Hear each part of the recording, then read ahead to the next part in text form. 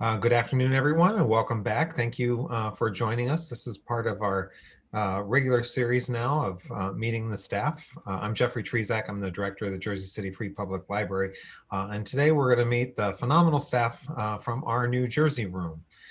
Very fortunate to get to work with these folk on a regular basis, and more often than not get to see them as well, since they are located in the main library.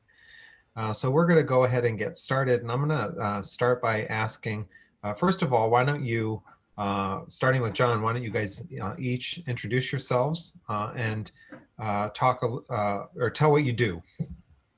John, go ahead. Sure. So my name is John Beekman. I'm a librarian here in the New Jersey room at the Jersey City Free Public Library. I'm also the interim head of the Reference and Research Services Department, which includes the New Jersey room and the Reference Department and our Federal Documents Depository Library. Danny. My name is Danny Klein. I am also a librarian at the New Jersey room, and I also help people with our employment assistance team and working on some programming to help our patrons look for work. Great, thank you. And our newest hire to the New Jersey room, although she has been around for a while as a staff member, Yolanda, why don't you introduce yourself and tell us what you do? Hello, my name is Yolanda Keahey, and I am the Diversity, Equity, and Inclusion Librarian also, but I work in the New Jersey room on different research and assisting the patrons. Thank you, and thank you guys again for being here. For the people who are watching this, some may be familiar with the New Jersey room, but for some it may be something that they hadn't necessarily heard of. So John, why don't you tell us give us a bit of background on the New Jersey room. What is it and what's in it and how can people access it? Sure. So the New Jersey room is the local history department of the Jersey City Free Public Library. So we collect and make accessible materials related to the history of Jersey City and Hudson County especially, but also the Port of New York region and the state of New Jersey as a whole. This department has been constituted and called the New Jersey Room since 1964, but of course the local history collecting in the library goes back to its founding in 1899, and this building's, or 1889, and this building's opening up in 1901. So local history in the public library, one of the big things we do is help people with genealogy. Danny is a genealogy specialist in particular. So many families have come through Hudson County at one time or another. We are the city closest to Ellis Island, and many families trace their roots through Jersey City and come to us for city directories, newspaper articles, census information, and our really expanded yearbook collection, which the previous director of the room really expanded. Cynthia Harris has really expanded. We're very proud of that. We also do a lot of work with map research to help people who are researching the history of their home or businesses or the built environment, as we say, by comparing historic maps to see the development of the city. That's something that I've been interested in. We also have books related to the history of the area, history, sociology, and all these different ways of studying people in places. And we, I think, are one of the, premier collections in New Jersey. With all due modesty, we are, one of the best, better known collections of local history in the state, and it's a real honor to be working here and a privilege. So We are the best. Right. One of the questions I get a lot is, are we open, basically, or what are we doing during the pandemic? Danny, why don't you tell us a little bit about what users can expect from the New Jersey room during this time? Well, we certainly are accepting questions via email and text through our reference chat, helping people with genealogy as much as we can.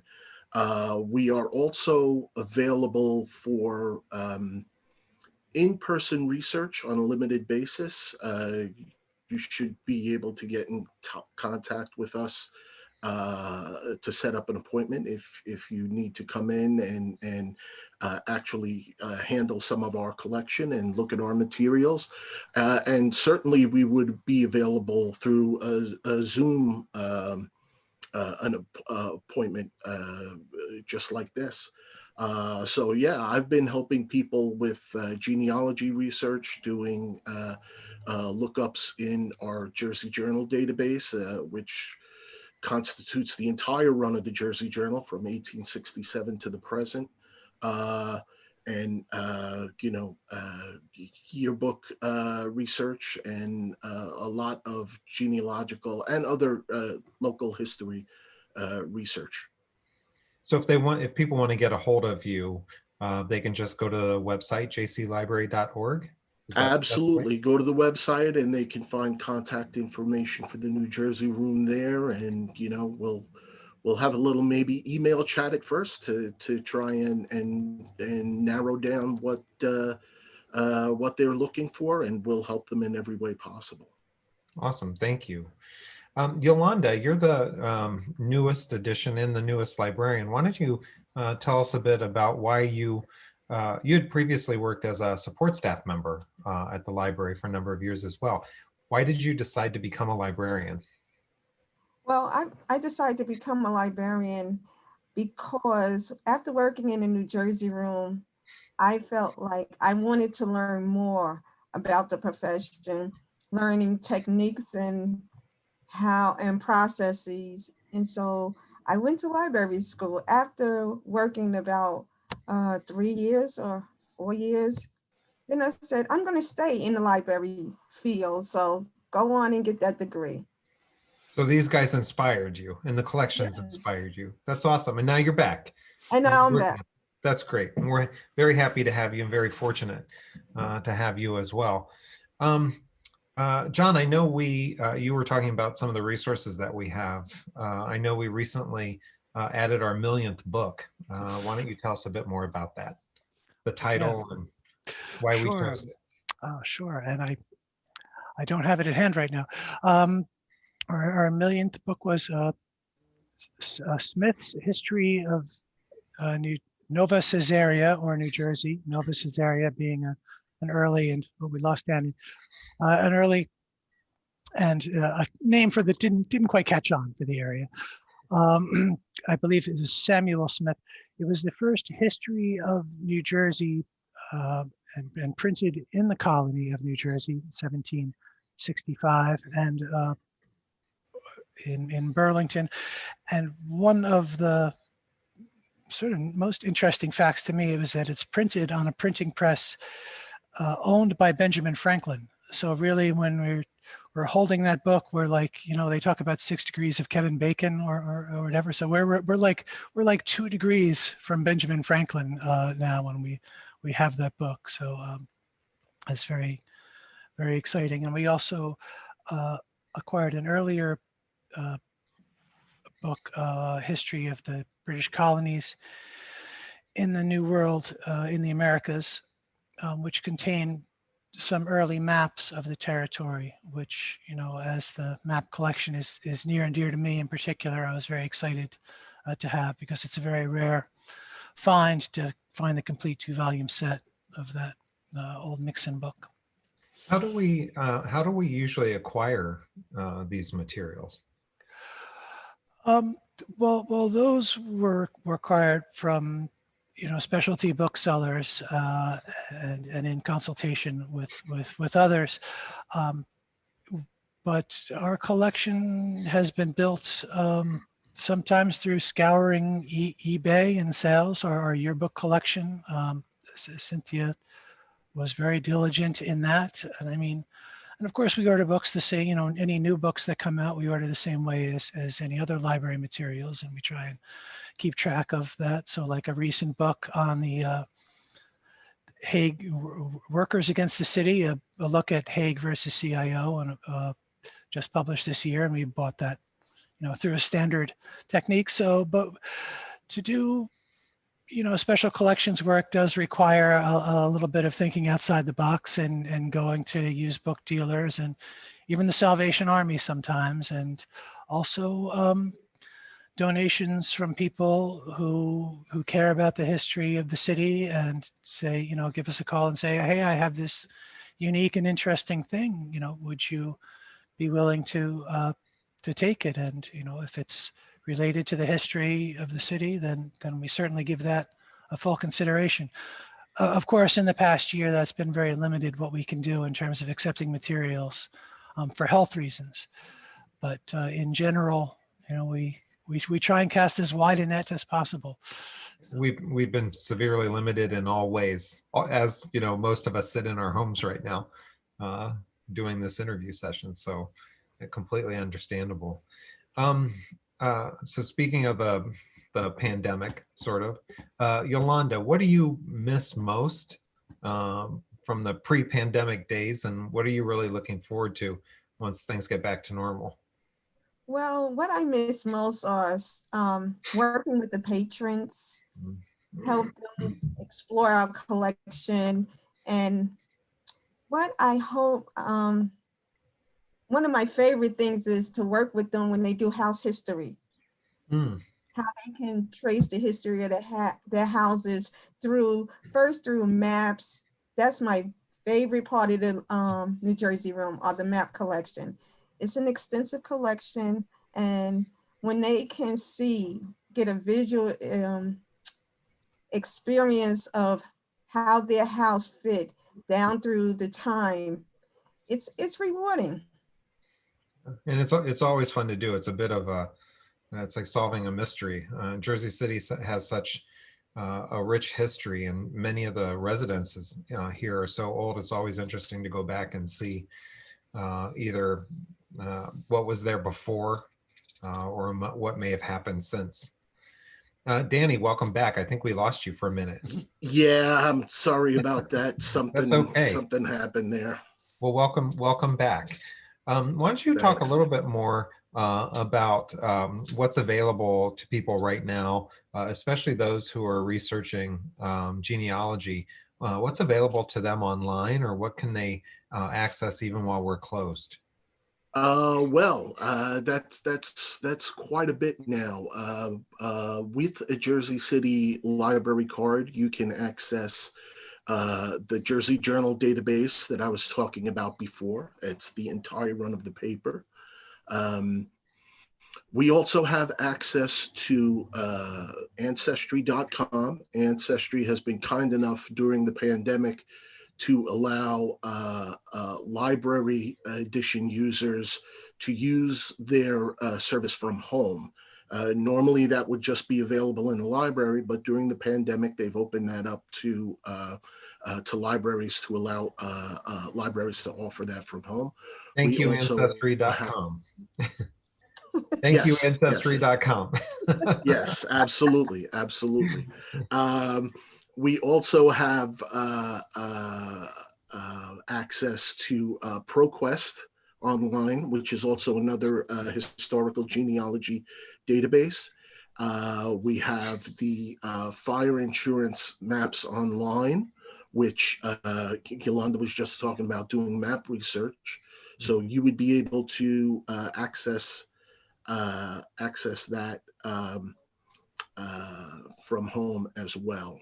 And those are really some good database resources to look for documents and all kinds of genealogical documents, U.S. censuses, some vital records like marriages, births and deaths, immigration records, military records, a whole bunch of stuff that you would be able to access from home 24 hours a day. The library doesn't necessarily have to be open in order for you to log in and do some genealogy research. And you already mentioned that you guys are also available either through email or chat, or in some cases doing Zoom as well.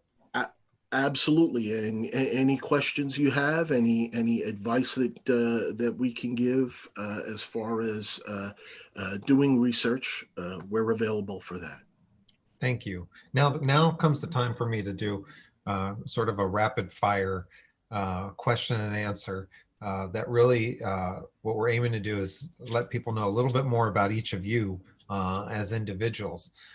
So I'm gonna, some of these questions, I will admit we gave some of the questions to all of these guys in advance, but sometimes I throw my own in just out of my own interest. I'm gonna start with John. John, you're a musician, am I right? Well, I play music. I don't know, musician might be putting it a little strongly. What do you play? Um, What kind of instruments do you play? well, I will make noise on anything that anybody puts in front of me. I was a bass player in a band for many years, primarily bass and guitar, but I would also add other instruments as needed. You know, these days I mostly, do home recording on a variety of things just for my own amusement. I come from that 4-track home recording era, and I sort of still do that. So who is your favorite artist, musician or singer?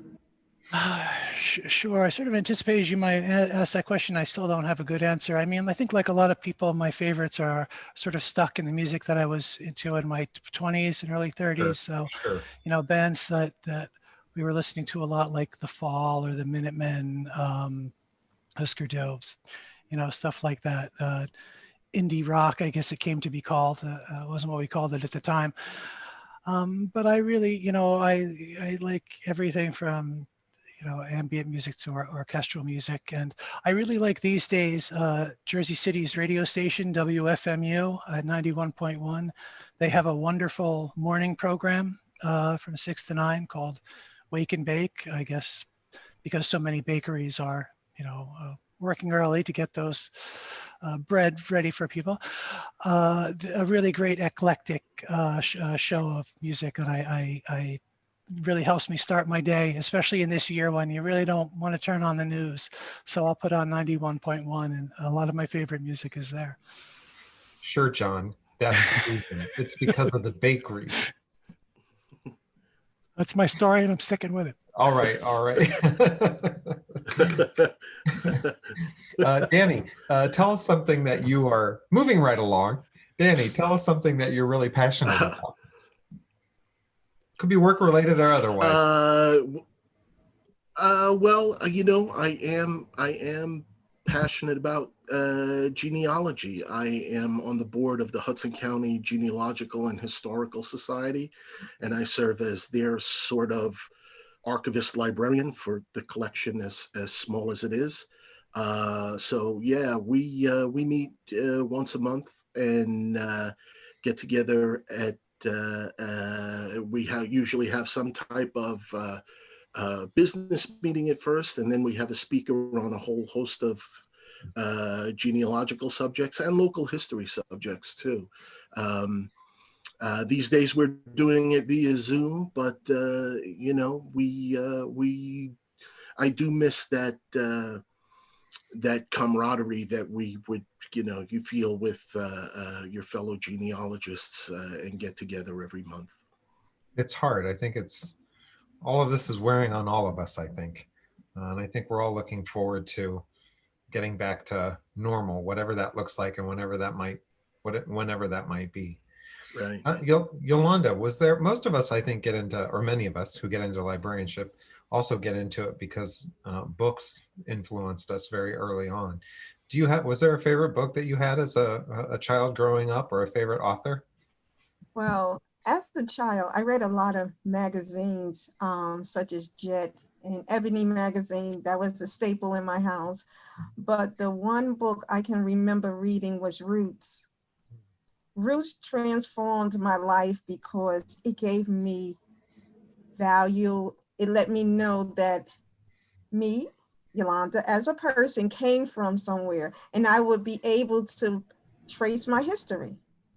So that's why when after Roots aired, when I was a child, then I read the book. It was like 500 pages and it wasn't easy reading, but it was informative. I still refer back to that when I do genealogy research because Alex Haley, he put in the book in the last few chapters how he came about securing the information for the book. And I thought Mhm. that was phenomenal.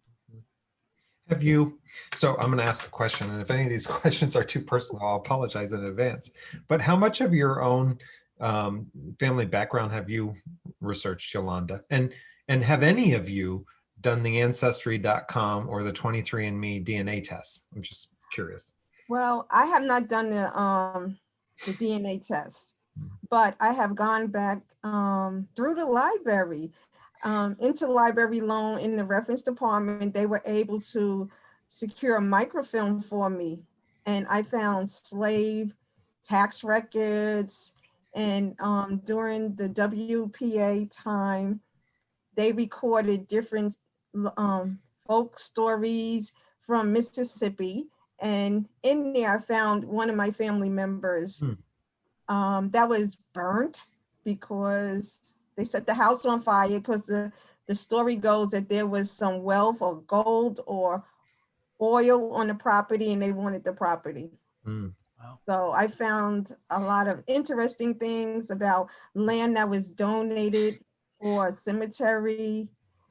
And it was somewhat painful when you find your family being taxes for them is like 25 cents. So that was hard, but Yeah. interesting. Yeah. It's always interesting for us to research into our own backgrounds and find out where the truth lies. Yes. Right.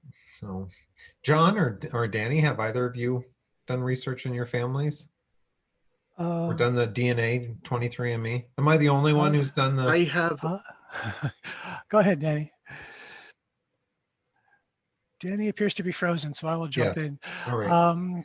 I did do the DNA test, which, you know, is just all UK, Ireland, Northern Europe. I'm basically I'm the same. the whitest guy you'll want to meet. You know, We my can family, compare. my family history, Beekman's a Dutch name. The family's been in the country since colonial times, and people had already done sort of a lot of the genealogy research when I started to look at it, so I was able to just sort of do that. My mom's side of the family were second generation Irish. Her mom was from Rathmullen in Northern Ireland, not Northern Ireland, North Ireland, the Free State. And her husband was from the outside of Glasgow. So it gets a little opaque and murky. It's been very difficult to do because they were, you know, not prominent people. But it's been interesting to sort of look at that area and, you know, contemplate visiting someday. Danny, you're back again. Yes, I am. Apologies. Okay. Yeah, I've done the Ancestry DNA test, and I've been able to connect with some distant cousins through the Italian branch of my family. As far as research goes, you know, I've found the earliest I've found is my mother's father's branch of the family, Irish, were here in the 1850s. That goes back to my third great grandfather, I think. One interesting story I found is that my father's grandfather was he immigrated from Germany in the 1880s and then went back to visit family and was actually in Germany in the summer of 1917 when a little thing called World War I broke out. Right. The U.S. wasn't in the fight at the time, but he ended up losing his passport and had to apply for an emergency passport. And that document in itself is amazing because it gives all of his immigration information on one page and is fantastic. Yeah, it's again very interesting to see what turns up, especially when you do the DNA Right. test. Right. So, and I'll just share with you. I'm going to let you guys go in here in a minute, but I did both 23andMe and Ancestry.com, and I'm adopted. And what they don't tell you is if members of your birth family Wow. take the test, you also get connected. Oh, So Right, I've had some right. interesting experiences Wow. that way in learning where I come from biologically as opposed to my own family upbringing. But that's why I have when John said he was English, Irish, Northern Europe mostly, and I said, yes, that's my background as well. My name is Polish, which is my adoptive family, but my background is like 99.8% Ireland, UK, Germany, and Scandinavia for the most part. So I think one last, I want to do another quick one, a last one, but what's your favorite thing about the libraries? John?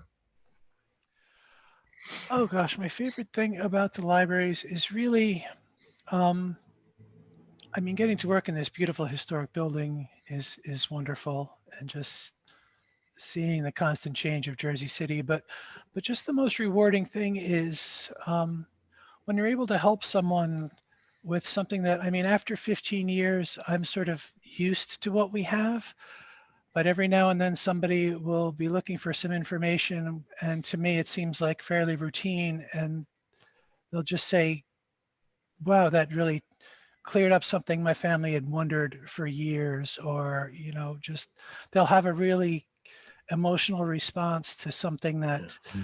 I think of as fairly routine, and it reminds me just how wonderful this collection is and the work that we can do with it.